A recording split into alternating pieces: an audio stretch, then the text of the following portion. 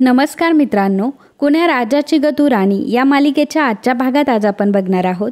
मृण्मयी ही मायाला विचारत असते की मम्मा नक्की काय घडलं होतं डोंगरवाडीला. माया म्हणते की तेच घडलं होतं जे सर्वेशने मला अजूनही सांगितलेलं नाहीये. हे तर फक्त त्याची चित्रच बोलत होती. मृण्मयी म्हणते की मम्मा म्हणजे तुझ्याकडं फक्त संशय होता, ज्याचं बीज हे 18 वर्षापूर्वी रोवलं गेलं होतं आणि त्याचा आज एवढा मोठा वृक्ष झालाय. माया म्हणते की मला माणसातला बदल कळतो आणि नवरा बदलला की सगळ्यात आधी बायकोला कळतं. फक्त बायकोला पुरावे देता येत नाही. एक चोरलेली नजरच पुरेशी असते तिच्यासाठी. डोंगरवाडीहून आलेला तुझा बाबा पूर्वीसारखा कधीच राहिला नाही. मृण्मयी म्हणत असते की मम्मा प्लीज कोड्यात बोलू नकोस, अगं मला काहीच समजत नाहीये. मम्मा अगं नक्की काय घडलंय तिकडे आणि तुला काय माहिती आहे. माया म्हणते की मला काहीच माहीत नाहीये, परंतु मला खात्री आहे की डोंगरवाडीला तुझ्या बाबांवर दुसरं कोणीतरी भोरळ घातलीये. मृण्मयी विचारते की काय. माया म्हणते की मृण्मयी, जेव्हा माणसाच्या मनात काळं असतं ना तेव्हाच माणूस नजर चोरतो. असं म्हणून माया रागाने तिथून निघून जाते. माफ करा मित्रांनो, पण जर तुम्ही चॅनलवर नवीन असाल किंवा अजूनही चॅनलला जर सबस्क्राईब केलं नसेल तर प्लीज सबस्क्राईब करा आणि बेल आयकॉनवरही क्लिक करा. स्टार प्रवाहावरील सर्व मालिका तुम्हाला आमच्या चॅनलवर बघायला मिळतील. धन्यवाद. तर मृण्मयी सर्वेशला विचारत असते की अहो बाबा तुम्ही तरी बोला ना काहीतरी. सर्वेश म्हणतो की जेव्हा तुझी मम्मा मला संशयाच्या पिंजऱ्यात उभी करते ना तेव्हा ती स्वतः जज असते, पण खरं तर नाण्याला दुसरीही बाजू असते हे तर कधी ती लक्षातच घेत नाही. योग्य वेळ आली की तुला सगळ्या गोष्टी कळतील. तू समजूतदार आहेस, त्यामुळे हा विषय या घरामध्ये पुन्हा कधीच नकोय. सर्वेशही तिथून निघून गेलेला असतो. मृण्मयीला मात्र काय खरं आणि काय खोटं हे समजत नसतं. तर इकडे गुंजा ही कबीरच्या रूमच्या बाहेर आलेली असते आणि गुंजाला बघून कबीर म्हणतो की आतमध्ये ये ना गुंजा, परंतु गुंजा काय आतमध्ये येत नसते. तेव्हा कबीर उठूनच गुंजाकडे जातो. तर गुंजा सांगते की इस्त्रीचे कपडे आहे, इस्त्रीवाला देऊन गेला आणि उद्या रक्षाबंधन आहे ना त्यामुळे दिलेत. गुंजा कपडे देऊन लगेचच तिथून निघून जात असते, परंतु कबीर तिला म्हणतो की गुंजा थांब. तो गुंजाला म्हणतो की गुंजा थँक्स. गुंजा म्हणते की अहो मी नाही इस्त्री केले कपडे, मी तर कपडे फक्त तुमचे आणून दिलेत. कबीर म्हणतो की त्यासाठी नाही, आईसाठी.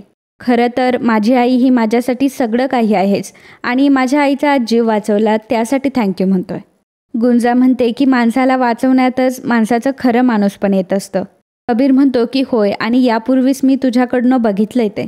स्वतःचं आयुष्य अंधारात जाणार आहे हे माहीत असून सुद्धा तू माझा जीव वाचवलास. गुंजा म्हणते की असं काही नाही आहे साहेबा, आणि नंतर म्हणते की सॉरी. कबीर म्हणतो की असू दे तुझं साहेबा, मला चालेल साहेबा. तर गुंजा म्हणते की मग मी आता जाऊ. कबीर म्हणतो की पुन्हा एकदा थँक्यू. गुंजा म्हणते की काय म्हणलात. कबीर म्हणतो की आमच्यासाठी म्हणजे माझ्यासाठी तू जे काही केलंस त्यासाठी पुन्हा एकदा थँक्यू. गुंजाच्या डोळ्यात पाणी असतं. गुंजा म्हणते की तुम्ही मला थँक्यू म्हणालात, तुम्ही मला थँक्यू म्हणालात म्हणून तुम्हालाही थँक्यू. आणि गुंजा हसतच तिथून निघून जाते. तर इकडे सकाळी सकाळी सर्वजण छान रेडी झालेले असतात आणि रक्षाबंधनाचा कार्यक्रम सुरू असतो. रेशीम ही कबीरला पहिल्यांदा राखी बांधत असते.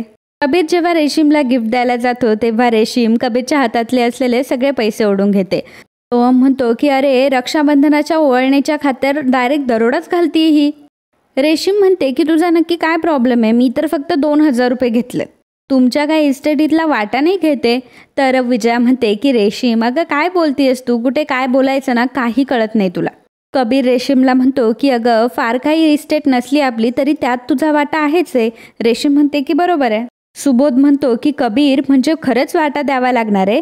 तर रेशीम म्हणते की द्यावा लागणार म्हणजे काय, हे सर्व माझंच आहे आणि आई मी फक्त माझ्या भावांकडनंच घेतेय ना.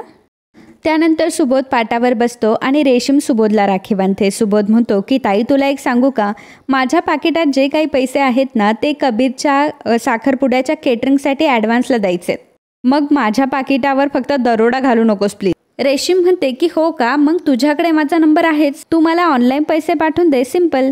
कबीर हसायला लागतो. सुबोध म्हणतो की अरे तू काय हसतोयस. कबीर म्हणतो की अरे सुबोध दादा थोडा खर्च मलाही करू देत, इनफॅक्ट मी तुझ्या अकाउंटला काही पैसेही सेंड करणार आहे. सुबोध म्हणतो की नको रे बाबा, बाबांनी मला इन्स्ट्रक्शन दिले की कबीरकडून एकही रुपया घ्यायचा नाही. तर इकडे गुंजा ही मार्केटमध्ये आलेली असते आणि राखेच्या दुकानात ती राख्या बघत असते आणि म्हणते की अरे देवा देवा, राख्या आहेत की राख्याचा डोंगर. विचारते की दादा ह्या राख्या कशा आहेत. राखीवाले दादा तिला प्रत्येकी 50, 100, 150, 600 अशा किमती सांगतात. जेव्हा गुंजा 650ची राखी ऐकते तेव्हा म्हणते की काय 650ची राखी आणि एवढी महाग. एवढ्या पैशांमध्ये तर आमच्या डोंगरवाडीला सगळ्यांच्या राख्या बांधून होतात. दादा, तुमची मुंबई तर लईच महाग आहे बघा. हा बघा नारळ, तुमच्या मुंबईमध्ये 50 रुपयाला हा नारळ भेटतो. डोंगरवाडीमध्ये असते ना तर त्या माणसाचंच डोकं फोडून टाकलं असतं. राखीवाले दादा म्हणत असतात की कशाला टाइमपास करते, घ्यायचं असेल तर घे, नाहीतर निघ. गुंजा म्हणते की जातीच आहे मी, मला नाही घ्यायच्या तुमच्या राख्या. त्या माणिक मोत्या लावलेल्या राख्या काही खऱ्या राख्या नसतात. खऱ्या राख्या असतात एखाद्या सुताचा धागा, लोकरीचा धागा, रेशमाचा धागा, तो बांधला तरी पण चालतंय. त्याच्यामध्ये असतं खरं प्रेम आणि खरी माया. हे बघा असं लोकराचा धागा ती त्या राखीवाल्याला दाखवत असते. राखीवाला मात्र डोक्यालाच हात लावतो. गुंजा तिथून जात असते तेव्हा तो राखीवाला दादा गुंजाला म्हणतो की पैशाची नाही अवकात आणि आले मोठे चौकात. गुंजाला मात्र आता त्याचा चांगलाच राग आलेला असतो आणि गुंजा त्याच्याकडे रागाने बघत असते. तर इकडे विजया ही सुबोधला म्हणत असते की सुबोध, अरे कबीर एवढं म्हणतोच आहे तर उचलू दे ना त्याला थोडा खर्चाचा वाटा. काय रे कबीर? कबीर म्हणतो की हो, आणि तसंही आता माझा पगार बरा आहे, मी करू शकतो खर्च. सुबोध म्हणतो की मला पूर्व कल्पना आहे त्याची, परंतु खरंच आता काही गरज नाही लागणार, आणि जर मला गरज लागली तर हक्काने मागेल की मी तुझ्याकडे. विजया म्हणते की नाही, म्हणजे ते सांग म्हणजे झालं, नाहीतर सगळ्याच गोष्टी स्वतःवरून ओढून घेण्याची सवयच आहे तुला. काय हो, बरोबर ना? काका म्हणतात की अजिबात नाही. सुबोध म्हणतो की आई पण ना, मुलगा शाळेत गेलाय की नाही, त्याने डबा खाल्लाय की नाही, सतत माझ्यावर पारख ठेवून असते. विजया म्हणते की अरे प्रेम आहे माझं तुझ्यावर. सुबोध म्हणतो की हो, तुझं प्रेम येतंय ना माझ्या लक्षात, पण कबीर हा माझा भाऊ आहे आणि भावासाठी तर मी एवढं करणारच. रेशीम म्हणते की आई तू पण ना कुठलाही विषय घेते आणि उगाळत बसते. विजया म्हणते की हो का, राखी बांध त्याला. रेशीम म्हणते की बांधली राखी मी. तू तिथे येते आणि म्हणते की कबीर सुबोध झालं का तुमचं रक्षाबंधन? दोघंही हो म्हणतात. सुबोध म्हणतो की रक्षाबंधन झालं, पण बरंच काही होता राहिलं. खरं तर तो हे विजयाबद्दल बोललेला असतो. मधू म्हणते की काय झालं? कबीर म्हणतो की काही नाही ग, आपण निघायचं का? मधू म्हणते की हो, अरे मामा वाट बघतोय राखी बांधायला, चल आपण जाऊयात. तर विजया म्हणते की अगं पण मधू, गुंजा कुठे आहे? दिसलीच नाही सकाळपासून. मधू म्हणते की अहो वहिनी, ती नारळ आणायला गेली आहे बाजारात. कबीर म्हणतो की काय? आई अगं मी तुला किती वेळा सांगितले की तिला एकटीला बाहेर पाठवू नकोस. मधू म्हणते की अरे कबीर, ती कधी ऐकते का माझं? आणि आज तर काय तिला नारळी भात करायचा आहे म्हणून गेली आहे ती. कबीर म्हणतो की काही गोंधळ नाही घातला म्हणजे बरं झालं. तर रेशीम म्हणते की याची तर पूर्ण शक्यता आहे. मधू आणि कबीर तिथून निघून जातात. तर रेशीम म्हणत असते की चल दादा आता मला पैसे दे. सुबोध म्हणतो की अगं माझ्या फोनला रेंजच नाही आहे, आणि असं म्हणून तो तिथून पळून जातो. तर इकडे गुंजा मात्र त्या राखीवाल्यावर खूपच चिडलेली असते. ती त्याला विचारते की 2 पैशांची काय? राखीवाला म्हणतो की अवकात. गुंजा विचारते की आणि आली कुठं? राखीवाला म्हणतो की चौकात. गुंजा म्हणते की अय बाचार बुंग्या, अवकात कोणाची काढतो रे? राखीवाला म्हणतो की जा ग जा, तू काय करणार आहेस तू? गुंजा म्हणते की मी काय करेल? तो हा नारळ फोडेल तुझ्या डोसक्यात. तुला माहीत नाही माझा नेम किती भारी येते. गुंजा आहे मी डोंगरवाडीची, टाकू का तुझ्या डोक्यात? तर राखीवाला म्हणतो की नाही नाही, नको नको.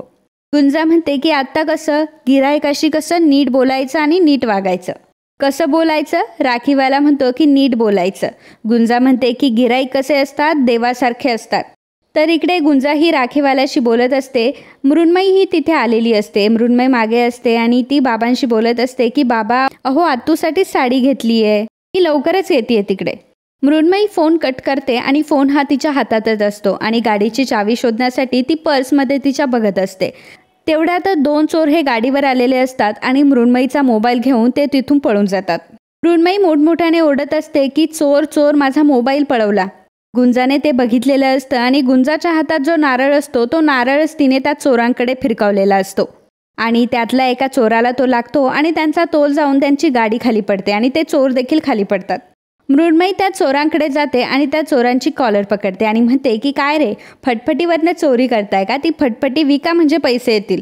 दे मोबाईल, दे इकडं. ती त्याच्या हातातून मोबाईल घेते आणि मृण्मयीच्या हातात मोबाईल देते आणि म्हणते की म्हसन्या, तुझे हातच तोडून टाकेल मी, पोरी बहिणीचे मोबाईल चोरतोस काय? मृण्मयी म्हणत असते की अगं गुंजा जाऊ दे ना, मोबाईल तर भेटलाय ना, सोड ना त्याला आता. गुंजा म्हणते की असं कसं सोडू त्याला? तो बघा माझा नारळ फुटलाय त्याच्या पायी. आता काय नारळी भातामध्ये सुकं खोबरं घालू? मला माझ्या नारळाचे 50 रुपये पाहिजे, मला बाकीचं काही माहीत नाही. तर तो चोर म्हणतो की ताई हे घ्या 100 रुपये. तुम्ही 100 रुपये घ्या पण मला जाऊ द्या. गुंजा म्हणते की नाही नको, मला तुझे 100 रुपये नकोय, जेवढं माझं नुकसान झालंय ना तेवढेच पैसे मला पाहिजे, मला फक्त माझे 50 रुपये हवेत. दुसरा चोर म्हणत असतो की अगं ताई 50 रुपये माझ्याकडून ठेव, आजची ओवाळणी समज वाटलंच तर, पण आम्हाला जाऊ दे. मृण्मयी म्हणते की अगं जाऊ दे ना, तुला पैसे मिळालेत ना, सोड ना आता. गुंजा म्हणते की हे बघा, आता तुम्हाला सोडते, परंतु परत जर तुम्ही चोरी करताना मला दिसलात ना तर मग बघा. आणि त्या दोन्ही चोरांना ती सोडते. ते चोर मात्र गाडी लोटतच तिथून निघून जातात. मृण्मयी गुंजाला म्हणते की काय डेअरिंगबाज मुलगी आहेस तू. अगं तू फोन वाचवलास गुंडांपासून. गुंजाच्या हाताला लागलेलं असतं. मृण्मयी म्हणते की अगं केवढं लागलंय तुला. गुंजा म्हणते की अहो झटापटीमध्ये त्याने हात धरला होता ना माझा, तेव्हाच कडा लागला हाताला. मृण्मयी म्हणते की चल मग डॉक्टरकडे चल. गुंजा म्हणते की डॉक्टर काय वेडबीड लागले का एवढ्यासाठी डॉक्टर. चिमूटभर हळद टाकली की सगळं काही ठीक होईल. मृण्मयी म्हणते की अगं वेडी आहेस का गं तू. अगं केवढं लागलंय तुला, चल बरं माझ्या घरी चल. आणि मग मृण्मयी जबरदस्तीने गुंजाला तिच्या घरी घेऊन जाते. तर इकडे मधू ही सर्वेशला राखी बांधत असते. तर ओवाळणीमध्ये सर्वेशने मधूला सोन्याचं नाणं दिलेलं असतं. मधू म्हणते की दादा हे सोन्याचं नाणं कशाला. माया म्हणते की एवढं आश्चर्य का वाटते तुम्हाला मधुताई, हा रिवाज तर आपण दरवर्षी करतो ना. कबीर म्हणतो की परंतु या वर्षीपासून हे सगळं नको करूयात असं म्हटलं होतं मी मामाला. माया म्हणते की असं कसं, अजून साडी यायची आहे. कबीर म्हणतो की साडीचं ठीक आहे, परंतु हे सोन्याचं नाणं जास्त होतंय. माया म्हणते की नात्याची किंमत आहे ती. कबीर विचारतो की म्हणजे. माया म्हणते की एवढा राग कशाला आलाय तुला, अरे नाती ही सोन्यासारखी असतात, या अर्थानेच म्हणाले मी. तर गुंजा आता ही मृण्मयीच्या गाडीमध्ये बसलेली असते. खरं तर गुंजा पहिल्यांदाच कारमध्ये बसलेली असते, त्यामुळे तिला खूप नवल वाटत असतं. ती अगदी नवलाईने कारमधली एक एक गोष्ट बघत असते. तर मृण्मयी गुंजाला विचारते की गुंजा मला सांग की कबीर आणि तुझी पहिली भेट कशी झाली. गुंजाला तो क्षण आठवत असतो ज्या ठिकाणी कबीर आणि गुंजाची पहिली भेट झालेली असते. गुंजा सांगते की डोंगरवाडीलाच भेटलो, साहेबा बातमी करण्यासाठी आले होते ना तिथे. मृण्मयी म्हणते की अगं काय आहे ना, कबीर मला नीट सांगतच नाही म्हणून मी तुला विचारलं. मला सांग तेव्हा कबीरवर काही संकट तर नव्हतं आलं ना. तेव्हा गुंजा मात्र घाबरलेली असते. सर्वेश मायाला म्हणत असतो की माया, जेव्हा माझ्यामध्ये आणि मधूमध्ये जेव्हा बहीण भावाचं नातं झालं ना, तेव्हा घरच्यांकडून 4-5 रुपये घेऊन मी मधूच्या ताटात टाकायचो आणि ही वेडी त्यातलं चॉकलेट घेऊन अर्ध मलाच द्यायची. मधू म्हणते की दादा अरे अजून आठवतंय तुला हे सर्व. माया म्हणते की कमॉन सर्वेश, अजून किती वेळ भूतकाळात राहणार आहेस तू. सर्वेश म्हणतो की भूतकाळ विसरा हे फक्त एक मोटिवेशनल वाक्य आहे. माणूस म्हटलं की आठवणी आणि आठवणी म्हटलं की भूतकाळ. ज्यांच्याकडे आठवणींचं संचित असतं ना, तीच माणसं आपलं आयुष्य हे नीट घडवत असतात. अगं आठवणी आपल्याला नवीन उमेद देतात आणि जगण्यासाठी बळही देतात. कधी कधी ह्याच आठवणी असतात ज्या आपल्याला डोक्याला टपली मारून आपल्याला हेही दाखवून देतात की आपलं नक्की काय चुकतंय ते. आपली पायाखालची वाट सोपी करतात. माया म्हणते की वा सर्वेश, तू तर मोटिवेशनल स्पीकरचा डॅड निघालास रे. विषय काय होता आपला, सोन्याचं नाणं. कबीर म्हणतो की मामी, सोन्याच्या नाण्याने नाती बनतही नाही आणि टिकतही नाही. जर मनामध्ये प्रेम असेल तर अनोळखी माणसासोबत सुद्धा घट्ट नाती तयार होऊ शकतात. माया म्हणते की हो का, मग कबीर मला सांग की तू कुठल्या अनोळखी माणसांसोबत नाती जोडतोस. कबीर आता थोडा गडबडलेला असतो. आणि मित्रांनो, आजचा हा भाग इथेच संपतो. पुढील भागात आपल्याला पाहायला मिळणार आहे. गुंजा सर्वांना सांगत असते की आमच्या डोंगरवाडीमध्ये जो कोणी कोणाची रक्षा करतो ना, तिथे होत असतं रक्षाबंधन. मृण्मयी म्हणते की गुंजा, तू सुद्धा मला रक्षेचा धागा बांधशील. गुंजा ही मृण्मयीला रक्षेचा धागा बांधत असते. तर सर्वेश म्हणतो, इतक्या प्रेमाने तू तिला रक्षेचा धागा बांधलायस तसा मलाही बांध. अगं मी तुझा जरी बाप नसलो तरी बापासारखाच आहे ना मी. आणि मग गुंजा सर्वेशला देखील राखी बांधते. तर गुंजा जेव्हा घरामध्ये आलेली असते तेव्हा मृण्मयी ही कबीरच्या मिठीमध्ये असते आणि गुंजाने हे बघितलेलं असतं. कबीरने सुद्धा गुंजाकडे बघितलेलं असतं आणि गुंजाला ते बघून थोडंसं ऑकवर्ड वाटत असतं. तर मित्रांनो, असेच गुन्हा राजाची गतू राणी या मालिकेचे डेली अपडेट बघण्यासाठी आत्ताच आपल्या चॅनलला सबस्क्राईब करा.